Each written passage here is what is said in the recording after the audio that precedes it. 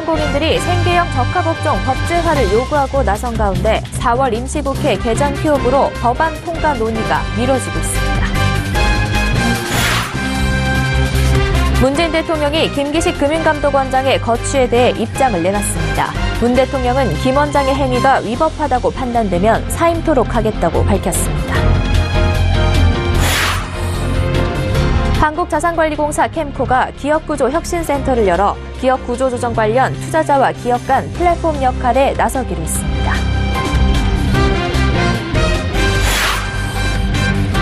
증권업계 여성 직원의 유리천장 문제가 여전히 심각한 것으로 드러났습니다. 특히 임원 중 여성이 차지하는 비중은 7%를 넘기지 못하고 있습니다.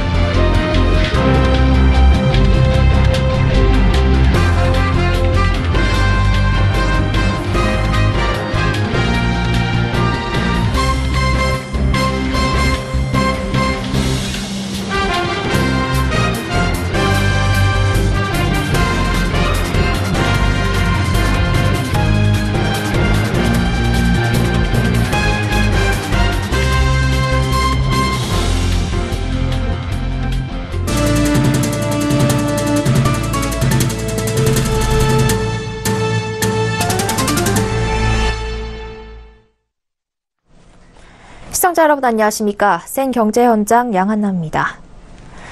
골목 상권 보호를 위해 소상공인이 다수 진출한 특정 품목에 대기업 진출을 법으로 금지해야 한다는 생계형 적합업종 법제화를 둘러싼 논의가 뜨겁습니다. 이는 문재인 대통령의 대선 공약이기도 했는데요. 중소기업 적합업종 품목이 올해 6월 대다수 만료를 앞두고 있어 소상공인들은 4월 국회 통과 목소리를 높이고 있는데 국회는 개점 휴업 상태입니다. 김혜영 기자입니다. 우리 경제의 실핏줄로 불리는 골목상권 생존이 위협받고 있습니다. 이에 소상공인들은 대기업의 무분별한 시장 진출을 막고자 생계형 적합업종 법제화 목소리를 높이고 있습니다. 소상공인 생계형 적합업종이 4월 달 안에 국회에서 통과돼야만 합니다. 실효성이 없는 권고사항은 좀 의미가 없고요. 그래서 이번에 법 통과가 안 되면 민생 법안을 모시한 국회에 대해서는 강력하게 저희가 항의할 것이고요. 소상공인의 생존이 걸린 문제인 만큼 저희 생존을 걸고 강력하게 추진할 것을 천명하는 바입니다. 현재 생계형 적합업종 특별법은 국회 계류 중입니다. 4월 임시국회가 개점 휴업 상태라 논의조차 이뤄지지 못하고 있습니다. 이는 문재인 대통령의 대선 공약 사항이기도 했습니다. 체급이 다른 소상공인들은 대기업의 문어발식 사업 확장에 속수무책일 수밖에 없는 만큼 대기업의 사업 확장을 억제해야 한다는 취지입니다. 중소기업에 비해 대기업은 많은 돈과 자원 등이 있다 보니 이를 활용해 진출 범위를 늘리게 되고 결국 중소기업은 설 자리를 잃게 되는 상황이 빈번합니다. 앞선 2011년 정부가 중소기업 적합업종 카드를 꺼내든 이유기도 합니다. 그러나 이는 민간 자율 합의를 기반으로 하는 만큼 처벌과 강제성에 한계가 있어 골목상권의 보호막이 되지 못한다는 지적이 이어졌습니다. 특히 6월이면 중소기업 적합업종 79개 중 청국장, 전통떡 등 47개 품목이 지정 유효기간 만료를 앞두고 있어 생계형 적합업종 특별법의 4월 임시국회 통과가 시급한 상황입니다.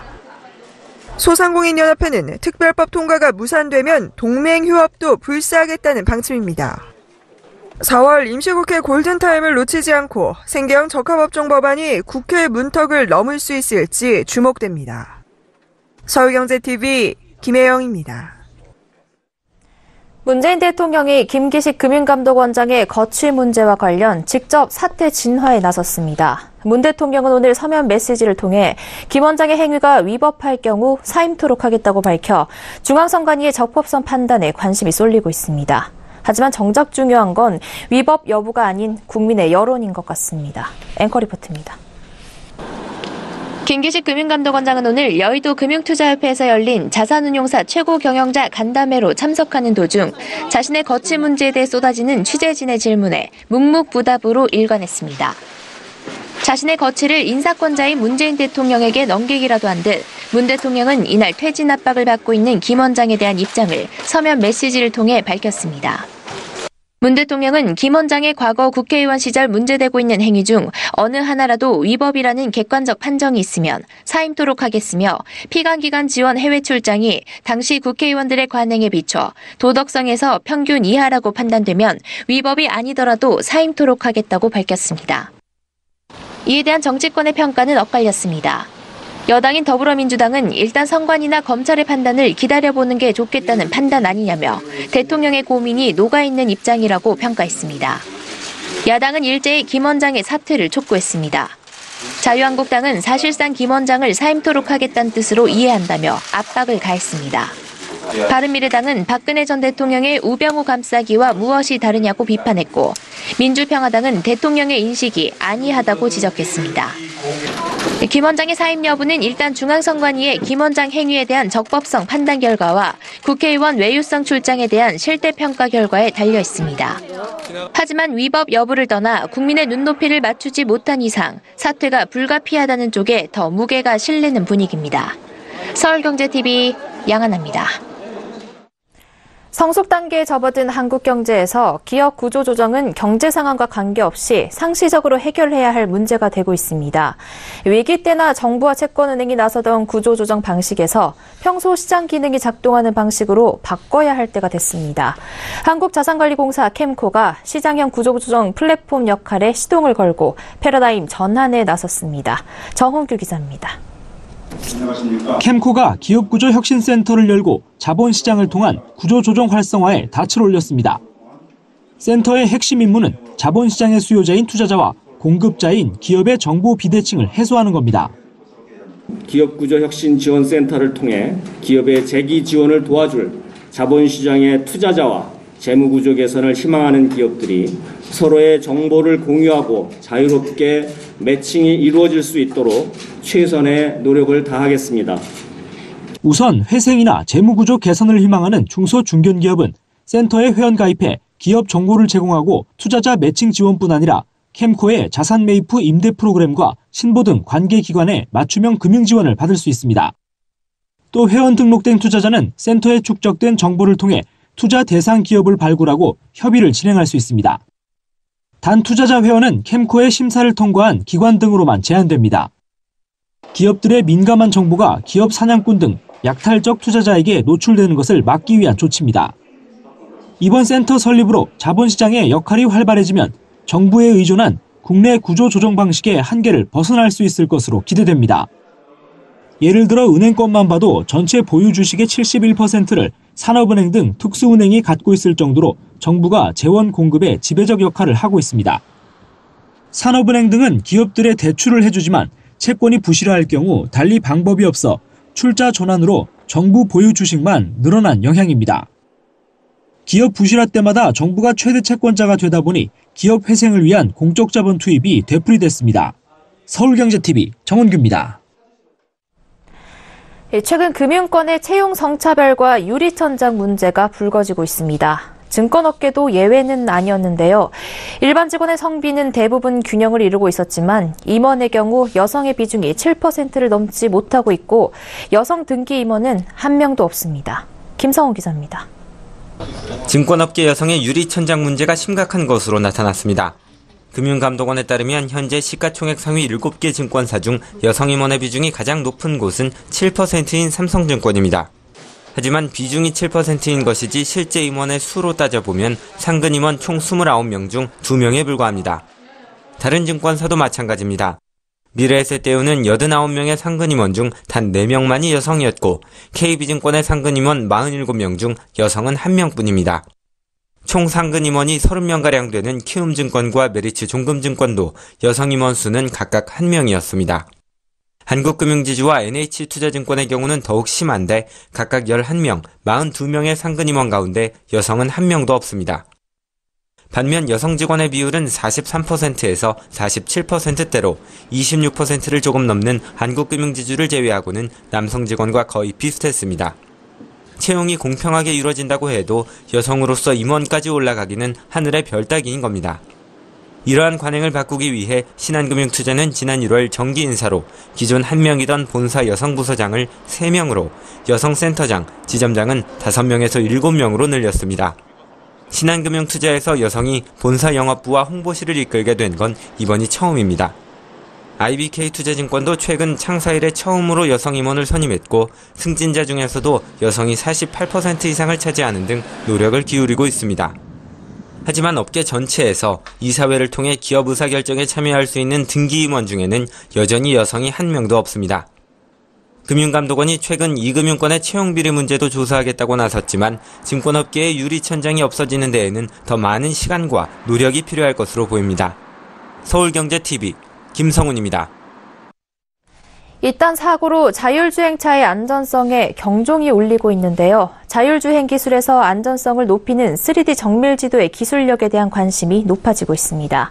이런 가운데 국내 업체인 넥센테크가 세계 최고 수준의 정밀도를 갖춘 정밀지도 기술을 갖고 있어 눈길을 끕니다. 이보경 기자가 보도합니다. 한 치 앞을 분간하기 어려울 정도로 컴컴한 도로. 자율주행차 앞으로 한 여성이 갑자기 자전거를 끌고 나타납니다. 자율주행차는 결국 어둠 속에서 갑자기 나타난 여성을 치어 숨지게 합니다.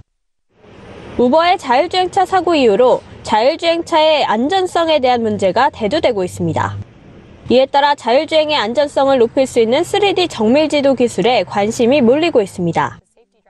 3D 정밀지도 기술은 도로와 차선, 신호등 같은 도로 위의 모든 정보를 3차원 지도로 구축하는 겁니다. 눈이 쌓여 차선이 보이지 않거나 어두운 밤 시야가 확보되지 않는 상황에서도 3D 정밀지도가 안전운행을 할 수 있도록 도움을 줄 수 있습니다. 우버 사태 같은 경우는 아직은 정확한 사고 결과가 발표되지 않았기 때문에 하지만 정밀지도 기술이 있다면 이러한 센서들이 파악한 내용들을 보다 빠르고 정확하게 판단할 수 있기 때문에 이런 안정성을 확보하고 이런 사고를 최소화시킬 수 있는 그런 기술이라고 생각합니다. 이런 가운데 세계 최고 수준의 정밀지도 기술을 갖춘 국내 기업이 있어 눈길을 끕니다. 정밀지도 업계에서 시장 점유율이 가장 높은 업체는 독일의 히어. 자동차 부품 전문 제조업체인 넥센테크는 보유하고 있는 정밀지도 제작 기술이 히어의 기술보다 정밀도가 높다고 설명합니다. 기존 업체가 10에서 15cm 정도의 정밀도라면 저희는 3cm 정도의 아주 정밀한 지도를 만들 수 있는 기술력 가지고 있습니다. 넥센테크는 현재 제주도에 테스트베드를 구축하고 제주도 도로 데이터 수집 작업을 하고 있습니다. 2019년쯤 제주도에서 정밀지도를 완성하고 전국으로 그 범위를 확대해 향후 글로벌 시장에 진출한다는 계획입니다. 서울경제TV 이보경입니다.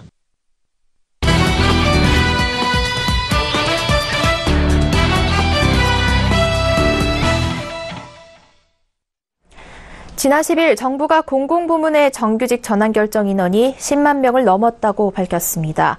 오늘 2020년까지 예상 전환 규모는 20만 5천 명인데요. 벌써 절반가량이 정규직 전환을 확정했다는 얘기입니다. 정부가 지난해 7월 정규직 전환 가이드라인을 내놓고 전환의 속도를 내고 있지만 일부 기관들은 노사 갈등으로 홍역을 앓고 있습니다. 어떤 문제가 있는 걸까요? 경제산업부 정창신 기자와 알아보겠습니다. 정 기자, 최근 정규직 전환 문제로 노사 갈등을 앓고 있는 한국자벌드라는 곳을 다녀오셨다고 하는데 어떤 곳입니까? 네. 자, 고용노동부에 따르면 이 정규직 전환을 했거나 하고 있는 곳은 총 850여 개에 달합니다. 이 중 지난주 자회사 설립을 통해 용역 직원을 정규직화하기로 결정한 한국자벌드를 최근 찾았는데요. 이 자벌드는 지난 2012년 5월 설립된 고용노동부 산하의 공공기관입니다. 직업체험 프로그램을 운영하고 있고 직업 관련 정보를 전시하거나 제공하고 있는 곳입니다. 특히 어린이나 청소년들이 다양한 직업체험을 통해 적성을 찾을 수 있는 곳이기도 합니다. 네, 그러니까 지난주에 자회사를 만들어서 용역 직원을 정규직화하기로 했다는 건데 어떤 문제가 있는 겁니까? 네, 이 자벌드는 이 설립된 지 6년가량이 지났습니다. 그동안은 이 기관이 용역회사와 2년 단위로 계약을 맺고 용역회사 소속의 직원들이 일을 해왔습니다. 이 용역 직원들은 2년마다 소속 회사가 바뀌니까 고용 불안을 느낄 수밖에 없습니다. 이곳엔 시설과 경비, 청소, 주차, 전산, 체험관, 강사 등 7개의 용역업체가 들어와 있는데요. 용역 직원이 338명입니다. 반면 자벌드에 직접 고용된 정규직은 50명에 불과합니다. 용역 직원 중 대부분인 275명은 서울랜드 소속인데요. 어린이 체험관 강사가 116명이고 또 청소년 체험관 강사가 103명, 그리고 기타 직업세계관 강사가 56명으로 구성되어 있습니다. 이 자벌드 특성상 체험관 강사 수가 가장 많을 수밖에 없는데요. 이 문제는 서울랜드 소속 용역 직원들이 자벌드에서 직접 고용해 주길 바란다는 겁니다. 이 자회사에 정규직으로 소속돼 있어봤자 이 하청업체 마냥 시키는 일이나 할 수밖에 없다는 겁니다. 용역 직원들은 이달 초 노조를 만들고 민주노총에 가입했습니다. 정규직화 문제를 본격적으로 풀어가기 위함인데요. 이 민주노총 공공운수노조 한국자벌드 분회 관계자는 이 정규직 전환을 위해 노사 전문가 협의회를 만들고 지난해 8월부터 10차례 회의를 했다면서 이 과정에서 직접 고용을 요구했지만 자회사 설립을 원한 사측과 의견을 좁히지 못했다고 말했습니다. 이들 분회 측은 이 공공기관에서 자회사를 설립하는 건 또 다른 용역회사를 만드는 것이라고 주장하고 있습니다.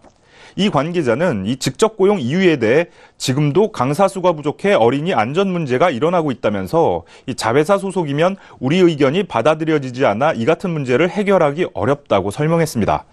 또 모회사 정규직보다 고용 불안에 시달리게 될 것이라고 말했습니다. 네, 그렇다면 한국 자벌드가 직접 고용을 하지 않고 자회사를 만들려는 이유는 무엇입니까? 네, 이 한국 자벌드 사측 관계자는 이 자회사가 지속 발전 가능한 모델이라고 생각한다는 입장을 내놨습니다.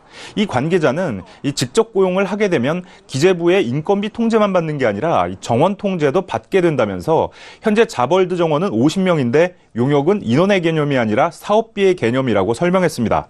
쉽게 말해서 이 기재부에서 이 사업을 수행하기 위해 얼마의 돈이 필요한가를 심의하는데 이 사업비를 받으면 그 돈으로 용역 직원을 뽑는다는 겁니다. 자벌드 관계자는 이 자회사를 만들면 예산 확보만 하면 돼 사업비로 인력 부족 문제를 해결할 수 있다고 말했습니다. 이 관계자에게 이 용역노조가 불안해하는 의사소통이 안 되는 문제, 또 고용 불안 문제에 대해서 물어봤는데요. 그는 자벌드는 또 다른 용역업체가 되지 않기 위해 모회사와 자회사가 발전할 수 있는 방법들을 찾겠다고 말했습니다. 또 채용이나 보수, 보상 문제 같은 부분에 대해서도 이 근로자들의 의견을 담기 위해 소통 채널을 열어놓겠다고 덧붙였습니다. 네, 사측 말대로만 되면 아무 문제가 없을 텐데 노조에게 확신을 주지는 못하고 있나 봅니다. 주무부처인 고용노동부는 이 문제를 어떻게 보고 있습니까? 네, 자 우선 이 자벌드 용역 직원들은 이 정규직 전환 문제에 대해 정부가 나서줄 것을 원하는 눈치였습니다. 이 노사 전문가 협의체를 통해서 정규직 전환 문제를 풀고는 있지만 이 회의 과정에서 의견이 무시당하거나 협의체에서도 강사 수에 맞지 않는 근로자 대표단 구성 등이 문제라는 겁니다. 실제로 이 회사 노사 전문가 협의회 구성을 살펴보니 이 근로자 대표 9명과 또 기관 대표 7명, 자벌드 정규직 노조 2명 등 총 18명으로 구성되어 있습니다. 이 근로자 대표 9명은 7개 용역회사에서 각 1명씩 배정한 건데요. 이 서울랜드 소속 용역 직원이 275명으로 다수인 만큼 2명 더 배정한 겁니다. 기관 대표와 이 회사 정규직 노조를 합한 9명은 이 50명인 사측을 대표하고 있는 겁니다. 고용노동부 관계자는 이 직고용이냐 자회사냐는 이런 문제는 이 노사 전문가 협의체에서 결정할 문제라고 못 박았습니다. 그는 정규직 전환하는 공공기관이 많은데 정부에서 개별 기관별로 깊숙이 개입해서 이래라 저래라 할 수 없다고 덧붙였습니다. 이 관계자에게 이 지금까지 정규직 전환을 결정한 공공부문에서 직접 고용이나 자회사 설립을 한 비율을 물어봤는데요. 그는 데이터를 갖고 있지 않다면서 아직 전환 과정이 진행되고 있어 파악되지 않았다고 답했습니다.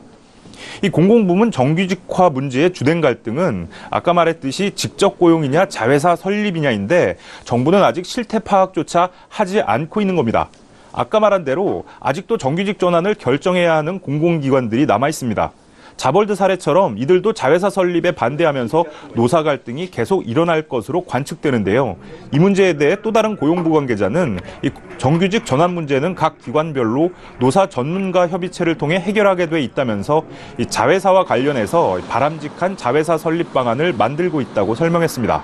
이 관계자는 이 시점을 밝힐 수는 없지만 빠른 시일 내에 만들어 공공기관에 배포하고 계도해 나가겠다고 덧붙였습니다. 네, 한국 자벌드의 정규직 전환 문제 관련 노사 갈등에 관련해 경제산업부 정창신 기자와 이야기 나눠봤습니다. 고맙습니다. 네.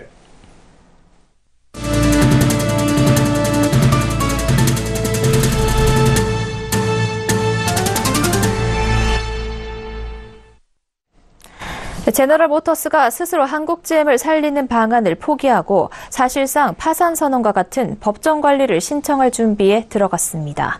업계에 따르면 한국GM은 현재 재무와 인사, 법무 관련 조직을 통해 법정 관리 신청 실무 작업을 준비하고 있습니다.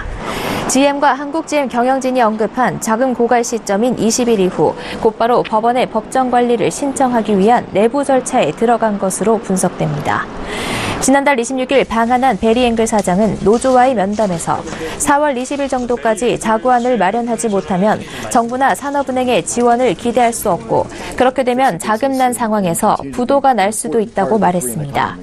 하지만 2월 초 시작된 2018년도 임단협 노사교섭이 2달 넘도록 진척 없이 헛돌면서 인건비 감축 가능성이 줄어든 데다 산업은행의 한국GM 경영실사도 당초 한국GM이 기대한 3월 말을 훌쩍 넘겨 5월에나 끝날 것으로 예상되면서 더 기다리기 어렵다는 목소리가 GM 내부에서 커졌다는 게 한국GM 안팎의 전언입니다.